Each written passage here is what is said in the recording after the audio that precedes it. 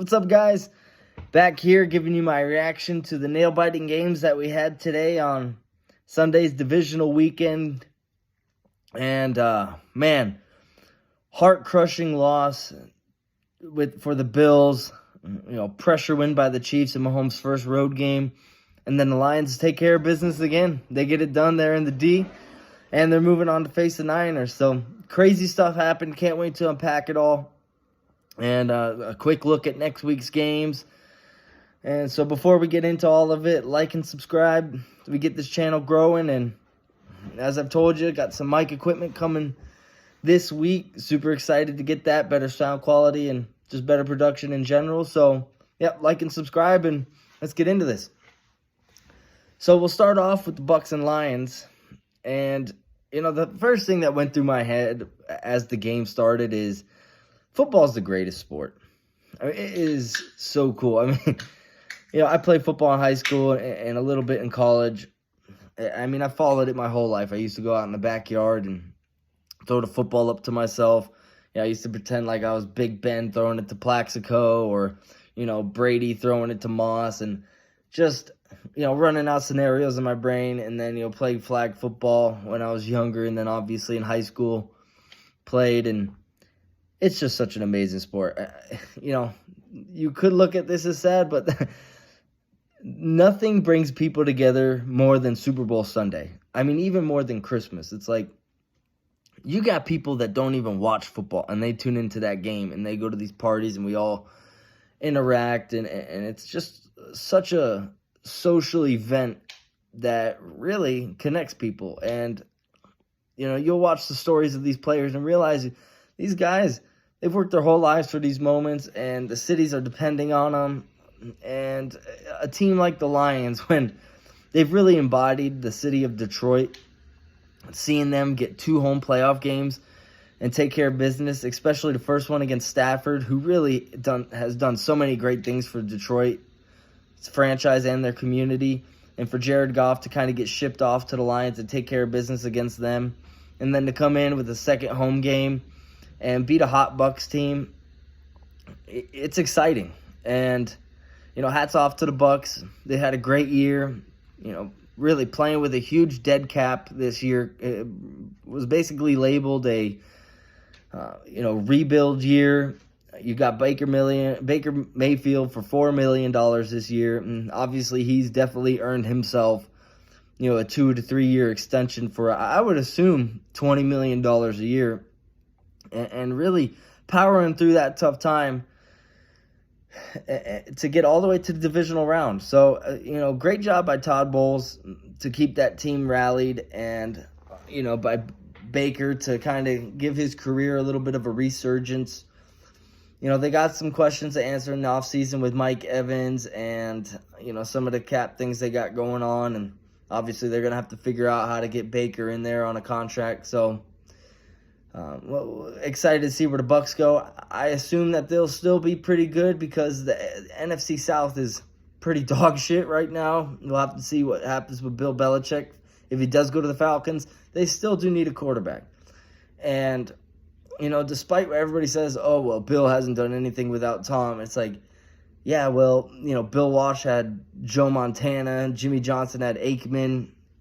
I mean, for Christ's sakes, Andy Reid has Mahomes. You're not going to discredit Reid for being a great coach because he has Mahomes, right? It's a team sport. It takes all 53 guys plus the coaches to win, and especially Super Bowls. So you got to be excited for the Bucs' future with, the shape of the NFC South, and then the NFC in general, which is definitely a little bit weaker than the AFC. And moving on to the Lions, one thing that was kind of crossing my mind in the first half and really kind of into the second half till we started to see it a little bit towards the later parts of the game was Jahmyr Gibbs didn't seem like he got a ton of touches. And he's definitely, I would say, their most electric offensive weapon. Especially, it's not like they got him in the 3rd or 4th round. Like, he was their first-round pick, so we've seen him so much throughout the season. I was surprised they didn't feed him as much. We saw a lot of David Montgomery and even Craig Reynolds at the goal line. Thought that was a little bit, weird. you scored a touchdown. Doesn't matter. You won the game. So if you throw the ball once or 60 times, it doesn't matter. As Brock Purdy said it yesterday, it's like you're going to take a win however you can get them. And the Lions did just that, and they looked good. I'm not saying they didn't. They came out. They have the best offensive line in football, and they use that to their advantage. Todd Bowles is a blitz-heavy defensive play caller, and Jared Goff really struggles against the blitz, but he delivered a lot of big-time throws under pressure. And you got to love that from Jared Goff. Sometimes you kind of get that thought, is like he's kind of a vanilla dude, but when you saw him in the locker room after the Rams game, and he's like, I love you guys so fucking much. You know, you guys, like, you don't understand it. Like, we got 2 more of these motherfuckers that whoever wants to come in here, we're going to get it done. And it's like, man, dude's showing a little bit of grit and saltiness, which is what Dan Campbell has preached to that team. And they are rallied behind their coach, and they are rallied behind their city. And I don't think it's completely out of the realm to think that they're going to take it to the Niners. I mean, the Niners did not show a lot to have confidence in. It seems like they definitely hit their stride in the middle of the season. But once they got their asses kicked by the Ravens, you know, they are struggling to kind of find their mojo again. Now, obviously, they really haven't played their starters for 3 weeks, and Debo was out. And, you know, Nick Bosa still hasn't shown his full strength this year yet. And so there's a lot of things that, you know, and the Niners can flip it on in the snap of a finger. And I wouldn't be surprised if the Niners, you know, took it to the Lions. But I'd expect the Lions to come full force and really give them a run for their money. You know, looking forward for the Lions, you definitely got to think that they're going all defense in the draft. You know, their secondary has so many holes in it. Their run defense, they could use another guy there in the trenches to help stop the run and get natural pressure without blitzing. But they need DB help, big time. And for the most of the game, they did pretty good up against Mike Evans and Godwin. It's just that's not a plan for long-term success. And you still love what they've been doing, grinding out wins, which is hard to do in the NFL. I mean, it's incredible what the Patriots did over 20 years, seemingly always winning the close games. You know, and that's what the Lions are doing right now. So, great matchup, Lions at the Niners. You know, relatively easy conditions, unless they play in the rain, but I'm not sure that totally is in the Niners' favor because we saw how Brock played in the rain. And so if they get another weather game like that, you know, the Lions love to play smash mouth football, and the elements favors teams like that. So excited to see how that all plays out. Last thing on the Lions before we move on to the Chiefs and Bills. Dan Campbell is the runaway head coach of the year. There's not a doubt about it. You can't give it to anybody else. There's an argument to be made that it was his once they won the division for the first time in 30 years. Now that they've won 2 home playoff games, they could get their shit kicked in against the Niners. He's the coach of the year. Not a doubt about it. Him and Brad Holmes have done an excellent job of constructing that roster. I mean, taking Jared Goff, first of all, never seen a trade work out so good for 2 franchises. You know, Rams get Matthew Stafford and trade a couple first-rounders and Goff. They win the Super Bowl, and now the Lions have laid the foundation by cashing in those first-round picks and grabbing guys like Penei Sewell, Amon-Ra St. Brown, and Aiden Hutchinson, Jahmyr Gibbs, Laporta. They have an incredible foundation for the years moving forward. And now it's kind of an attractive destination for teams to go play. If I was a player, I'd want to go play for Dan Campbell. You're damn right. And so look for them to continue to get better. Moving on to the Chiefs and Bills. And this game lived up to all the hype that was before the game. I mean, this is the modern version of Brady and Manning. And you could argue it's even more exciting with how athletic and talented these guys are. And if you're the Bills, you know, it's not like you're the Bucs or Texans or Packers. Like, this one hurts. You know, like, you're expected to win the Super Bowl with the team you've got right now. And it seems like your window's closing a little bit. You know, you still got a ton of talent, and obviously Allen at quarterback, so your window's never fully closed. But Stephon Diggs is getting older. Von Miller's getting up there in age. This one hurts. And you could tell in Josh Allen's press conference, man, he's hurting. He looked like on the verge of tears, and I don't blame him. That's a gut check. And so, I don't know where you go from here. McDermott is a great coach, and who are you going to replace him with? I don't believe that he's taken this team as far as he can.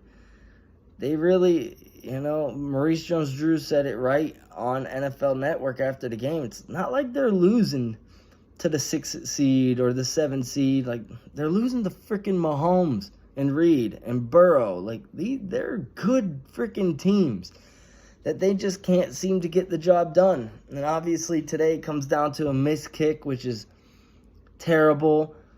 I think a play that kind of gets forgotten about in this game because, KC had the fumble at the goal line is that god-awful fake punt. I don't know what the hell you're doing. I'm all for going for it on 4th down. But why the hell are you doing a fake punt? Like, you've got arguably the best quarterback on the planet. And when he plays to his full strength, it's kind of hard to argue that he's not better than Mahomes. Now, I would take Mahomes personally any day of the week, but Allen is right there on his tail. If you're going to go for it on 4th and 5, just keep him in. That was their first punt of the game, and, they hadn't stopped you. Why the hell are you going for it? You're the best 3rd down team in the league, and now you get 2 third downs, basically, to get 5 yards. I would have kept him in. And I would have still gone for it, and you probably get it. And this game probably looks a little bit different.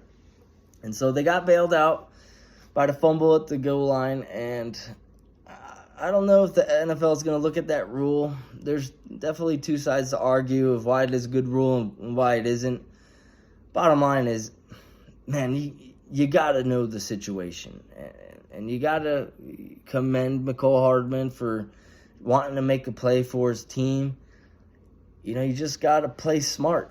And when you're there, it's like, man, you're wrapped up trying to get the ball over the pylon. This isn't 4th and goal, game on the line. Like, still early in the 3rd. I can't remember if it was in the 4th or the 3rd. It was very close to either.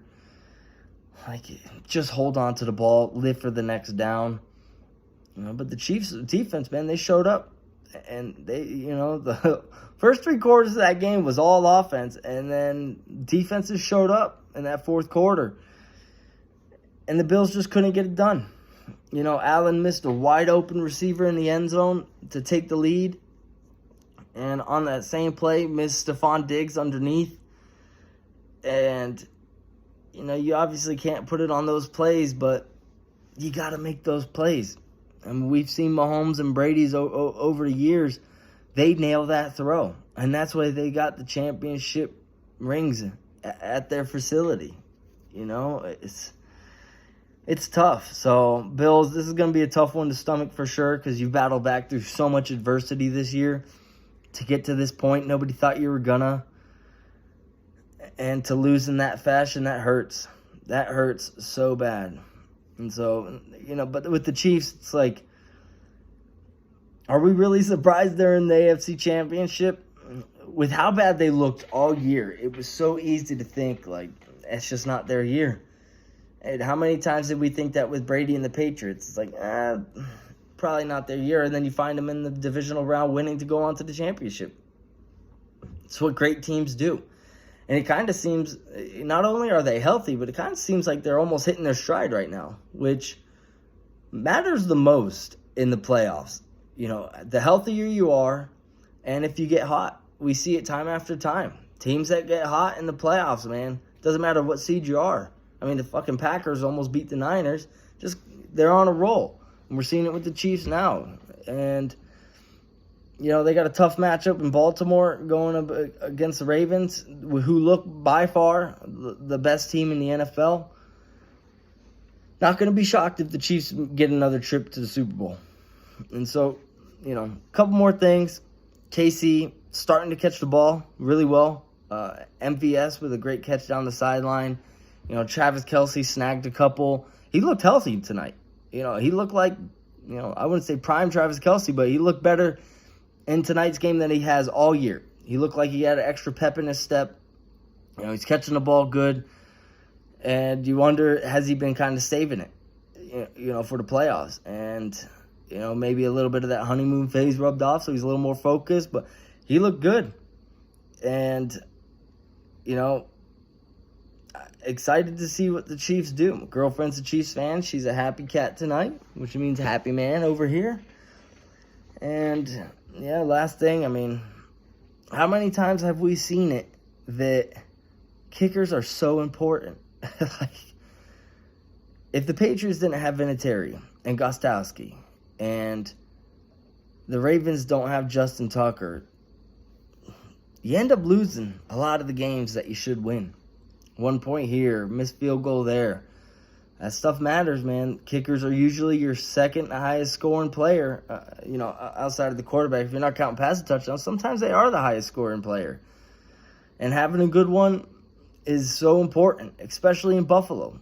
Tyler Bass has hit a bunch of good kicks. Let's not act like he's a scrub kicker, because he's not. He's nailed a lot of big kicks, and he's got a fucking iron foot attached to his leg. It sucks. It sucks to be put in that situation and to miss it. I don't know what you say to your team in that situation, but it's a tough pill to swallow. So Chiefs, Ravens, Niners, Lions for a trip to the Super Bowl. It's going to be super exciting to see who pulls it off. Can't wait to dive into a little bit of analysis of the game. And this week's going to fly by, hopefully, so we can see who's going to the Super Bowl. So with all that being said, guys, have a good night. Can't wait to talk more with you this week. And comment down below what your thoughts are on this weekend's game, and then on the predictions for next weekend and who you think's going to the Super Bowl. Have a good night, guys. See ya.